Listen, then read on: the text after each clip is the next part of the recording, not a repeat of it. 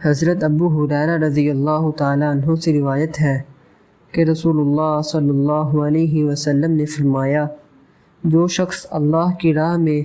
محاذ جنگ پر جہاد کے لیے تیار ہونے کی حالت میں فوت ہوا تو وہ جو نیک عمل کرتا تھا اللہ اس کے لیے اس عمل کا ثواب جاری فرما دیتا ہے اور اس کا رزق جاری فرما دیتا ہے۔ اسے آزمانے والوں منکر نکیر کا خوف نہیں ہوتا اور اللہ اسے قیامت کے دن خوف سے محفوظ اٹھائے گا۔ حضرت ابو ہریرہ رضی اللہ تعالیٰ عنہ سے روایت ہے کہ نبی صلی اللہ علیہ وسلم ایک بیمار کی عیادت کے لیے تشریف لے گئے جسے بخار تھا۔ حضرت ابو ہریرہ رضی اللہ تعالیٰ عنہ بھی ساتھ تھے۔ رسول اللہ صلی اللہ علیہ وسلم نے مریض سے فرمایا، خوش ہو جاؤ۔ اللہ تعالیٰ فرماتا ہے، بخار میری آگ ہے جسے میں دنیا میں اپنے مومن بندے پر مسلط کرتا ہوں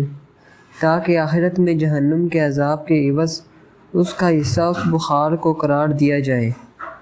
حضرت ابو ہریرہ رضی اللہ تعالیٰ عنہ سے روایت ہے کہ انہوں نے نبی صلی اللہ علیہ وسلم کو فرماتے ہوئے سنا، کلونجی میں موت کے سوا ہر بیماری سے شفا ہے۔ حضرت ابو ہریرہ رضی اللہ تعالیٰ عنہ سے مروی ہے کہ نبی صلی اللہ علیہ وسلم نے فرمایا، قیامت کے دن سب سے ہلکا عذاب اس شخص کو دیا جائے گا جسے آگ کے جوتے پہنائے جائیں گے جن کی وجہ سے قیامت کے دن اس کا دماغ کھول رہا ہوگا۔ حضرت ابو ایوب رضی اللہ عنہ کہتے ہیں کہ ایک اعرابی نبی صلی اللہ علیہ وسلم کے پاس آیا اور کہنے لگا، اے اللہ کے رسول صلی اللہ علیہ وسلم، میں گوروں کو پسند کرتا ہوں، کیا جنت میں گورے ہوں گے؟ رسول اللہ صلی اللہ تعالیٰ علیہ وسلم نے فرمایا،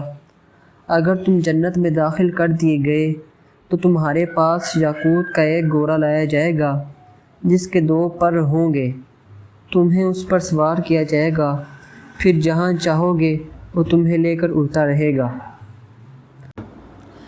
نبی اکرم صلی اللہ علیہ وسلم نے فرمایا، میری اور جس دعوت کے ساتھ مجھے اللہ تعالیٰ نے بھیجا ہے اس کی مثال ایک ایسے شخص جیسی ہے جو کسی قوم کے پاس آئے اور کہے کہ اے قوم، میں نے ایک لشکر اپنی آنکھوں سے دیکھا ہے اور میں ننگ و درنگ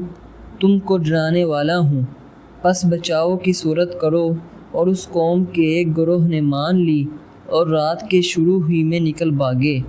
اور حفاظت کی جگہ چلے گئے، اس لیے نجات پا گئے، لیکن ان کی دوسری جماعت نے جھٹلایا اور اپنی جگہ ہی پر موجود رہے۔ پھر صبح سویرے ہی دشمن کے لشکر نے انہیں آ لیا اور انہیں مارا اور ان کو برباد کر دیا۔ تو یہ مثال ہے اس کی جو میری اطاعت کرے اور جو دعوت میں لایا ہوں اس کی پیروی کرے، اور اس کی مثال ہے جو میری نافرمانی کرے اور جو حق میں لے کر آیا ہوں اسے جھٹلائیں۔ رسول اللہ صلی اللہ علیہ وسلم نے فرمایا،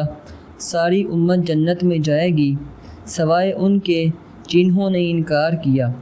صحابہ رضوان اللہ علیہ مجمعین نے عرض کیا، یا رسول اللہ صلی اللہ علیہ وسلم، انکار کون کرے گا؟ فرمایا کہ جو میری اطاعت کرے گا وہ جنت میں داخل ہوگا، اور جو میری نافرمانی کرے گا اس نے انکار کیا۔